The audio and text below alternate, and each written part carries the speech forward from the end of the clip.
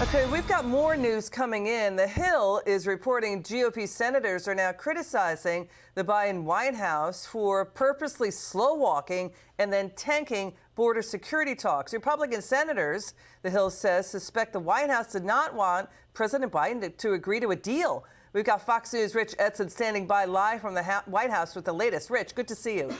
Hey, good evening, Liz. Good to talk to you. You know, you've got some Republicans who are now urging President Biden to negotiate directly with Senate Minority Leader Mitch McConnell on border issues. The two have cut deals on other issues before. Senator John Cornyn, he's a Republican out of Texas. He says that negotiations with DHS Secretary Alejandro Mayorkas are counterproductive and that, quote, any border deal will not be with Mayorkas, who has lost the confidence of Congress by repeated dishonesty that the border is secure. Only POTUS, the president, can commit to any border deal. Anything else is a waste of time. The White House says President Biden is dispatching Mayorkas and Secretary of State Antony Blinken to meet soon with Mexican President Andres Manuel Lopez Obrador to address this massive surge. The White House press secretary maintains the president's done everything he can on his own to handle the border surge. House Speaker Mike Johnson's office says that's nonsense, and that, quote, the White House's insistence that the president has done everything that he can on his own to secure the border is an insult to the American people.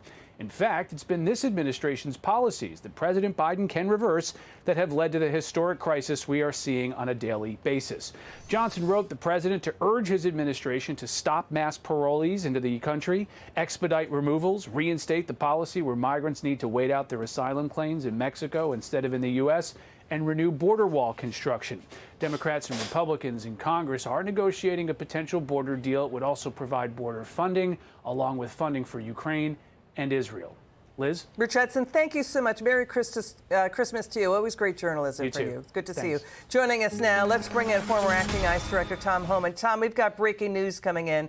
CBS is now reporting former President Trump is asking his allies about the possibility of Nikki Haley as his running mate, as his vice president. Nikki Haley, she's been strong about border security. What do you think? I mean, there's more than 10 million illegal aliens crossing under Biden. That's the size of Michigan. What do you think of Nikki Haley as Trump's vice president?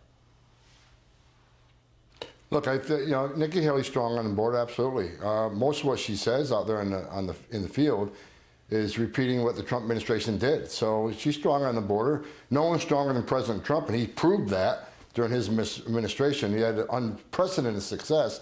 So Nikki Haley's vice president, I wouldn't shy away from that. No. You know, Tom, this story coming in too. ABC is reporting the FBI is now running down more than 1,800 reports of terror threats inside the U.S. The FBI is now more than 100 investigations. House Speaker Mike Johnson says the president can take executive action with his stroke of his pen to fix it. So why won't he do it? I mean, Biden, with the stroke of his pen, ended Trump's policies like remain in Mexico and the border wall. You know, I don't get it, because it is. For 2 years, I've been saying this is the biggest national security failure I've seen since 9/11. Liz, we got 1.8 million known gotaways. 1.8 million people chose to pay more to get away. And we got to ask why. Who are they? Where do they come from? What did they come to this country for? Why did they not pay less to the cartels to turn themselves in, get released, get flown to the city of their choice, a taxpayer dime, get work authorization while they fight their case? Who would not take advantage of that giveaway program at a cheaper rate? 1.8 million people paid more to get away. That should scare the hell out of every American. Look, Border Patrol's arrested people from 171 different countries. Many of these countries are sponsors of terror. They've arrested 227 just last fiscal year, with 432 more on the northern border. Mm-hmm. If they've arrested that many, how many 1.8 came from a country sponsoring terror? If people think that's zero, then they're ignorant to the data. Yeah, and you know, it's interesting. The critics are saying the president negotiates with Iran, negotiates with Venezuela, but won't negotiate with senators about border security. Let's listen to Chicago voters. Chicago minority voters are really upset over Biden's border crisis. Watch this. Anti-immigrants, illegal, call ICE, send them all back. Waiting across the Rio Grande and don't obey our immigration and naturalization laws. To see another group come over here, it's disgraceful. It is un-American. And these rules that you have, the rule, who made these rules? What about the black children in the ghetto? We got to make a future for them. These others will move them out. I'm strictly advocating for black people and call ICE on them. Trump, come in here, clean this mess up. The most corrupt city in the United States is the city of Chicago. Whoa. What do you think, Tom? Well, look, I've actually had 3 different pastors from Chicago contact me and say that they feel the black community's been put in the back seat because we're giving free lodging, free food, free medical to the illegal aliens, but they feel that they've been left out in the cold, and they have. So 3 separate pastors contacted me and asked me to contact the Trump campaign and see if President Trump will go to Chicago and have a rally with these folks. They promised they'll bring thousands from the black community out to protest what's going on. And look, I think it's a great idea. I think they're exactly right.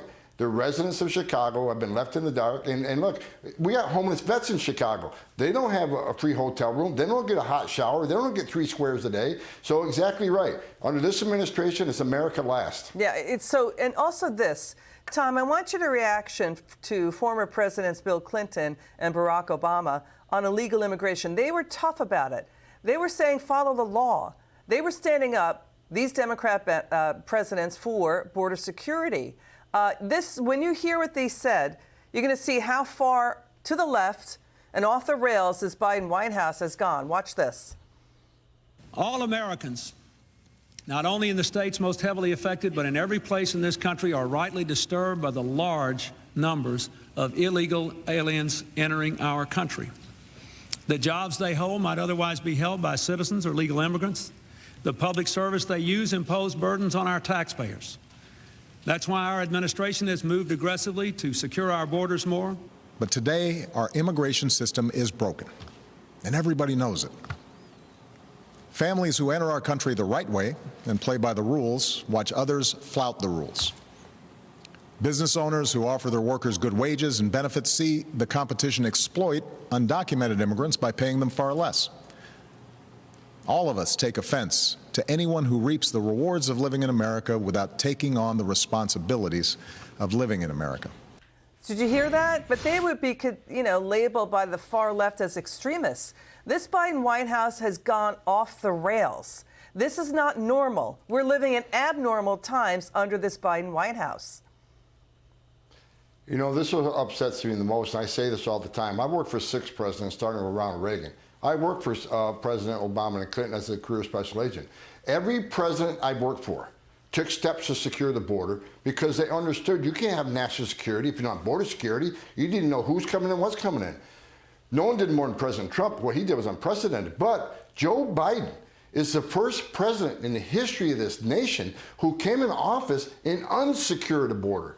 He unsecured the border. What commander-in-chief does that? So, yeah, we are way off to the left. We fell off the table. I knew they'd move to the left, but I never thought they would do what they're doing and just ignoring the crisis on the southern border. Again, I don't care what people's opinion is on illegal immigration. We have a big national security failure right now, and it scares the hell out of me. But why is it happening? I mean, Biden in 2006, he, along with other Democrats, voted for the Secure Fence Act for more border security. What happened? Is he appeasing one wing of his party? One part of his base in order to secure their votes when he's the president, not of just that one base? He's president of the U.S.? I think he sold out to progressive left to become president. I think he wanted their votes and to win the election. But there are several theories, and a lot of the Democrats think these are future Democratic voters. Maybe, maybe not. But here's one thing I know for sure. President Biden overturned the Trump census rule, which means these millions of illegal aliens being released in sanctuary cities will be counted in the next census, which is going to result in more seats in the House for the Dems. So I think that's a lot to do with it. I think they see some future political benefit from letting millions of people in this country. Absolutely. Tom Homan, thank you so much. Merry Christmas.